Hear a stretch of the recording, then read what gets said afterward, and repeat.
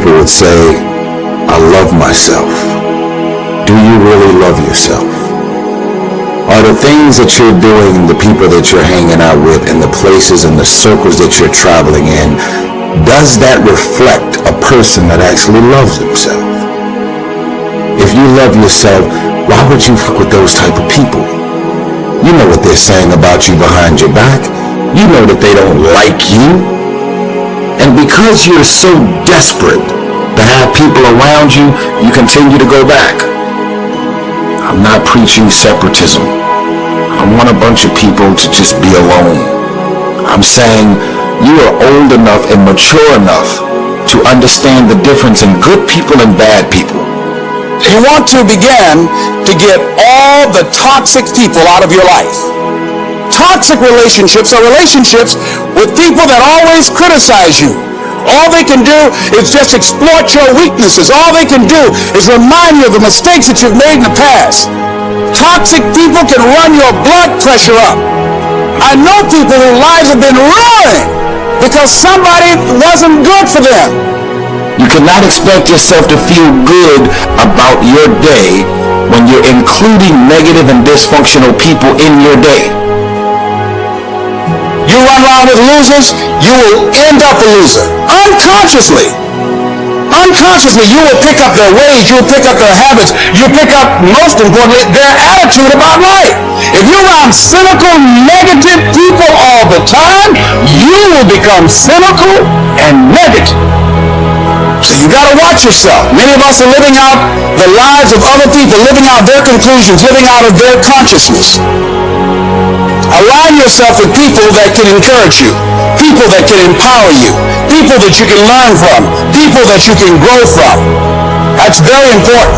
See, if you have people around you that can contribute to your growth, see, it's easy to be on the bottom. It doesn't take any effort to be a loser. It doesn't take any motivation, any drive in order to stay down there on a low level. But it calls on everything in you, ladies and gentlemen. You have to harness your will to say, I'm going to challenge myself. Sometimes I have to pull myself out of bed and say, come on, Les. Things I know I should do, I don't do. Things I shouldn't do, I do. You don't wake up in the morning and negativity, dysfunction, problems, and issues just randomly pop up. Because these are the type of people you've decided to include in your day-to-day life. So you got to look at the people in your life and find out what kind of person are you becoming because of that relationship. My mother used to say, you run around with losers, you will end up a loser. God put people in your life for a reason. Others are there for a season. And it's very important that you recognize when people's seasons are over. Make a list of who you communicate with most and ask yourself the question, what kind of person am I becoming because of this relationship? Some people just don't really make sense for your life and the new season, the mind and the space that you're in. So if you have drugged that person, those family members, those situations into the new season of your life wouldn't be going as well as it's going right now.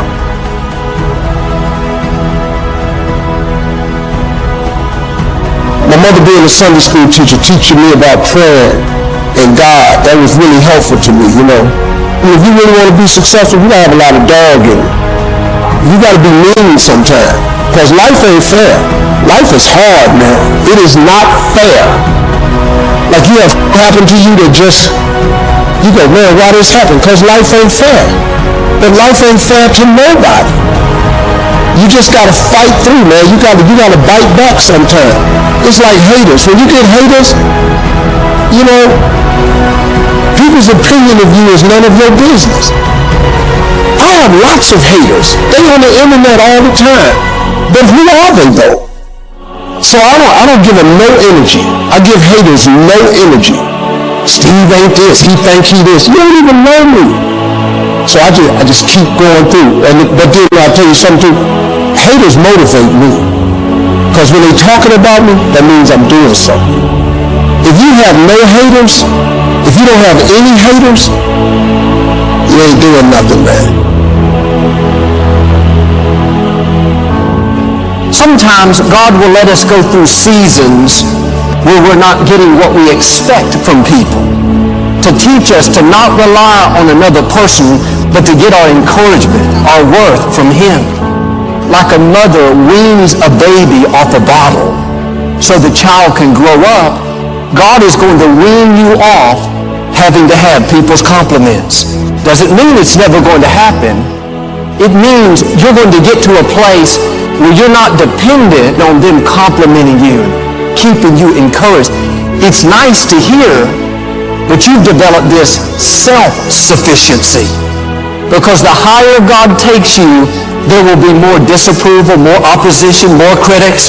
If you're basing your worth on how people are treating you, you're trying to keep all of them happy, you'll never become everything God created you to be. Quit trying to please people. You are not going to stand before people and give an account. You're going to stand before God. He's going to ask, did you fulfill my purpose for your life?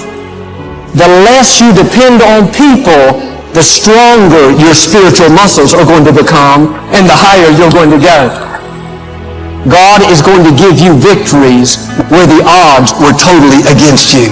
You could overcome that obstacle if you had the strongest players. God is saying, don't worry about it. You don't have to have all those people. You and God are a majority. If you quit depending on people, the anointing will increase in your own life. You'll accomplish more with less people because of God's favor on your life. Are you discouraged because people are not giving you what they used to? It's because God's growing you up. Quit trying to get from people what only God can give. If you'll start passing these tests, not relying on people, you'll not only live more confident, more secure, you're going to overcome obstacles that looked insurmountable and reach the fullness of your destiny. The fact that you're still alive and still on this earth, even though it's been challenging and rough, God has a plan.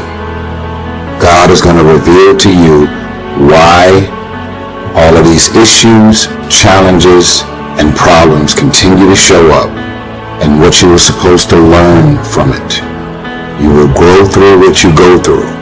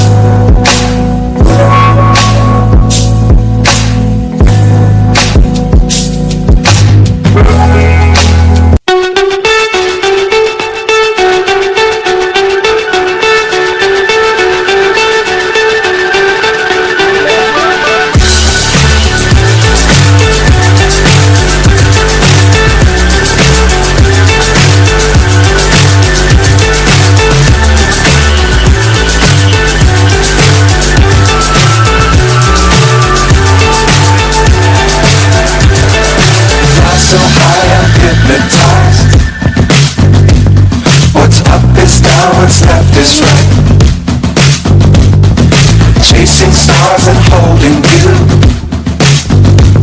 I can't see the end, but we'll see it through.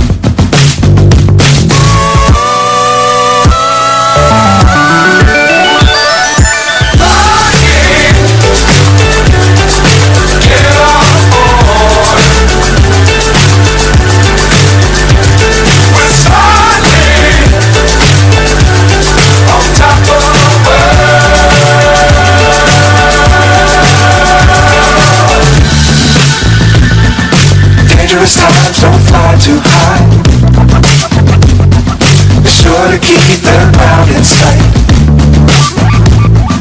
Fly forever if you keep it tight. Love the world, but keep the sky